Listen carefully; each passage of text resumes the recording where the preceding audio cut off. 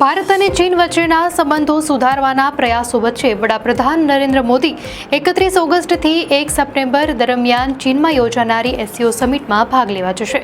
આ મુલાકાતને ગલવાન ઘાટીમાં 2020માં થયેલા સંઘર્ષ પછીની તેમની પ્રથમ ચીન મુલાકાત માનવામાં આવે છે. વડાપ્રધાન મોદી છેલ્લે 2019માં ચીન ગયા હતા. એસસીઓ સમિટ દરમિયાન વડાપ્રધાન મોદી ચીનના રાષ્ટ્રપતિ શી જિનપિંગ અને રશિયાના રાષ્ટ્રપતિ પુતિન સહિત અન્ય સભ્ય દેશોના નેતાઓને મળશે. આ બેઠકમાં પ્રાદેશિક સુરક્ષા, આતંકવાદ, વેપાર અને ભારત-ચીન સંબંધોને વધુ સુધારવા પર ધ્યાન કેન્દ્રિત કરવામાં આવશે.